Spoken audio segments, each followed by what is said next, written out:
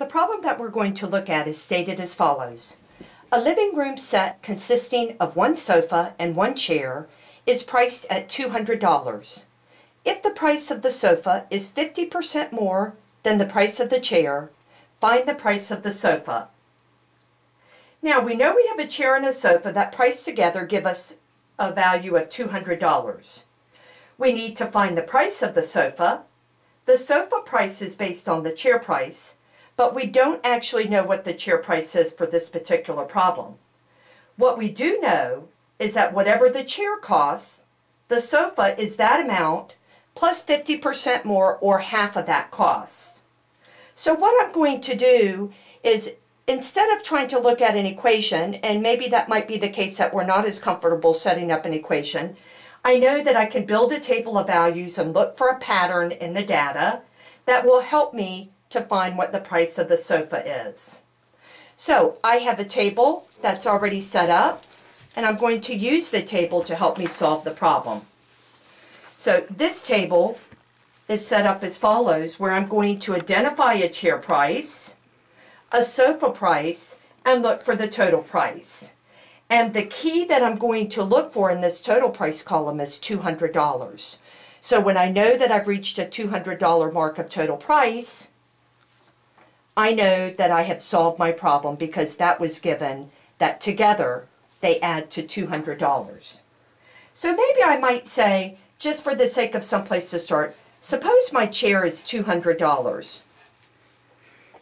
If my chair is $200, the problem says the sofa is the price of the chair plus an additional half of that. So that's a 100. So the sofa price would be 300. If I add the 200 together, they would cost 500. Now my goal is to get this total column to 200. So looks like this is a little bit too high for the chair. So I'm just going to try to take some guesses and see if I can look for some trends in the data. So if I say the chair is 100, that means the sofa price would be 100 plus half of that, or 50% of it, which is 50. So this is 150 plus 100 gives me 250. Still too high, but at least I've cut it in half by making the price from a previous 500 down to 250. So the data shows that the chair is between $50 and $100, or maybe between $50 and $100. So I'm going to try the 50 and see if that happens to be the case. So I'm going to say my chair price is 50. So my sofa is 50, and half of the 50 is going to be 25, which gives me 75, and 75 plus 50 is 125.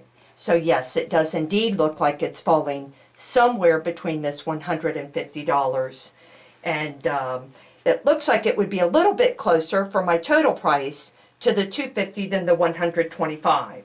So I'm going to use the same strategy and maybe sort of look by going by tens and going from 100. Maybe I might drop down to 90 and see what happens. 50 was too low. So again, I'm going to use my 90. And my half of 90 is going to be $45. And my 90 plus my 45 plus my 90 gives me $225.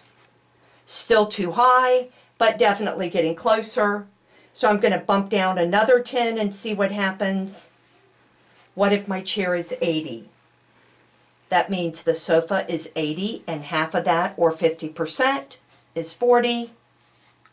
My 80 plus 40 gives me 200.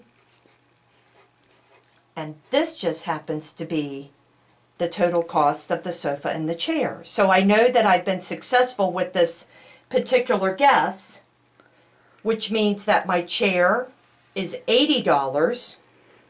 My sofa happens to be the 80 plus 40, which is $120. And together they add to 200. Now let's make sure that I answer the question. The question asked for me to find the price of the sofa.